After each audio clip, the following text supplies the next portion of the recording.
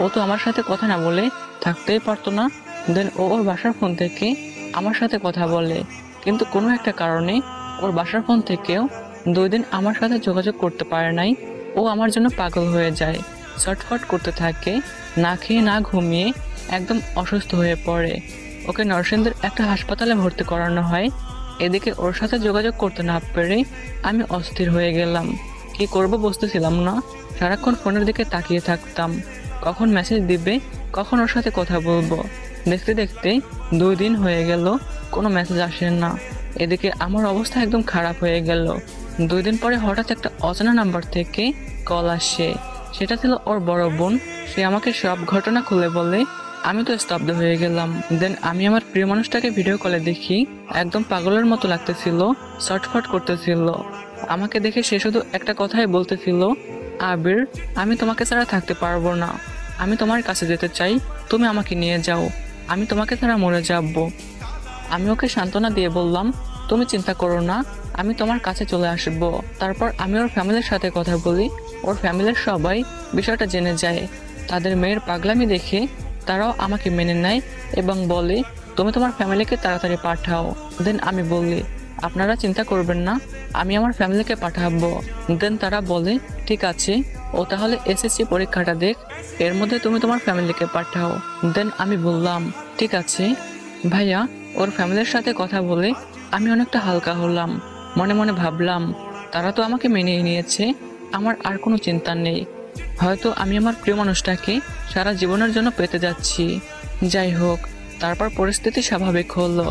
ওকে আমি খুব আপন ভাবতে শুরু করলাম, ওকে আমি বউয়ের মতো ভাবতে শুরু করলাম, এবং আমি ওর হাজবেন্ডের দায়িত্ব পালন করতে শুরু করলাম। ওর প্রাইভেটের বেতন সহ যাবতীয় সবকিছুর খরচ বহন করতে শুরু করলাম। ভাইয়া, ও আমার কাছ থেকে নানানভাবে টাকা নিত, কিন্তু কখনো আমার সন্দেহ হতো না, কারণ ওকে যে আমি অনেক বেশি বিশ্বাস করে ফেলেছি। ওর যখন যা কিছু দরকার হতো আমাকে বলতো। এভাবে দেখতে দেখতে অনেক দিন কেটে গেল। এদিকে আমি আমার ফ্যামিলিকে ওদের বাসায় আংটি নিয়ে পাঠানোর জন্য প্রস্তুত হচ্ছিলাম, কিন্তু একদিন হঠাৎ করে সে আমাকে ফোন দিয়ে কান্না করতে করতে বলতে শুরু করলো, আবির, আমি শেষ হয়ে গেলাম, আমি মরে গেলাম। আমি অবাক হয়ে জিজ্ঞেস করলাম, কি হয়েছে বলো আমাকে। দেন সে আমাকে বলল, আবির আমাকে দেখতে এসেছে, ছেলেকে আমার ফ্যামিলির সবার পছন্দ হয়েছে, ওখানেই নাকি আমাকে বিয়ে দিবে, তুমি কিছু একটা করো। তার কথা শুনে আমার মাথায় যেন আকাশ ভেঙে পড়লো। আবার অবাকও হচ্ছিলাম এটা ভেবে যে আমি তো তার সব খরচ বহন করতাম, তাহলে তার ফ্যামিলি তাকে বিয়ে দিবে কেন? সবকিছু যেন মাথার উপর দিয়ে যাচ্ছিল, কিছুই বুঝতেছিলাম না। দেন আমি বললাম, আমি আমার বন্ধুদের পাঠাচ্ছি, তুমি ওদের সাথে চলে আসছো। দেন সে বলল, সবাই আমাকে পাহারা দিচ্ছে, কিভাবে যাব? আমি বললাম, তাহলে তুমি এখন কি করতে চাও? দেন সে আমাকে যেটা বলল সেটা শোনার জন্য আমি একদমই প্রস্তুত ছিলাম না। সে আমাকে বলল, দেখো, আমি আমার ফ্যামিলির কথা ফেলতে পারবো না, অনেক চেষ্টা করেছি, তুমি তোমার মতো ভালো থাকো। এটা বলে সে আমার সাথে যোগাযোগ বন্ধ করে দিল। এদিকে আমি যে স্বপ্ন দেখতেছি নাকি বাস্তব সেটাই বুঝতেছিলাম না। সবকিছু যেন মাথার উপর দিয়ে যাচ্ছিল, কারণ যেই মানুষটা আমার জন্য পাগলামি করত, আমার জন্য ছটফট করত, সেই মানুষটা কিভাবে এত তাড়াতাড়ি বদলে গেল কিছুই বুঝতেছিলাম না। নিজেকে শেষ করে দেওয়ার জন্য রুমে এসে উল্টাপাল্টা ওষুধ খেয়ে নেই। আমার অবস্থা খারাপ দেখে পাশের রুমের লোকজন আমাকে হসপিটালে নিয়ে যায়। অনেক বেশি হাত ফলে রক্তপাত হয় এবং দুর্বল হয়ে পড়ি। দেন ডক্টর বলল, পুরোপুরি সুস্থ হতে 6 থেকে 7 দিন সময় লাগবে। কিন্তু আমি আর অপেক্ষা না করে জ্ঞান ফেরার পরেই বাসায় চলে আসি। আমি অস্থির হয়ে গিয়েছিলাম। বাসায় এসে ওকে অনেকবার কল করি, কিন্তু কোনো যোগাযোগ করতে পারতেছিলাম না। দেন একটা পর্যায়ে ছটফট করতে করতে ওদের বাসার সবাইকে নক করি এবং পরিচিত সবাইকে মেসেজ দেই। প্রথম দিনে কোনো রিপ্লাই পাই নাই। দেন পরের দিন ওর এলাকার একটা পরিচিত মেয়ে আমাকে রিপ্লাই করে, অ্যান্ড তার কাছ থেকে আমি জানতে পারি যে আমার প্রিয় মানুষটা নাকি রিলেশন করে বিয়ে করেছে। আমি তো বিশ্বাস করতে পারছিলাম না।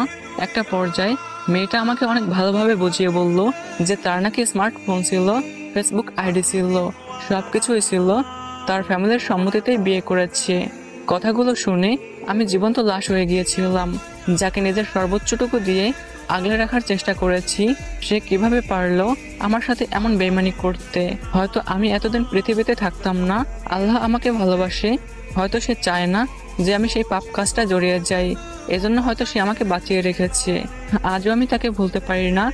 সে কেনই বা আসলো আমার জীবনে, কেনই বা ভালোবাসতে শিখালো, কেনই বা একা করে এভাবে চলে গেল। সব শেষে বুঝতে পারলাম যে সে শুধু আমাকে টাকার জন্য ব্যবহার করেছে, আমার কাছ থেকে টাকা নিয়ে অন্যজনের সাথে রিলেশন করেছে। সত্যি ভালোবাসা সুন্দর যদি মানুষটা সঠিক হয়।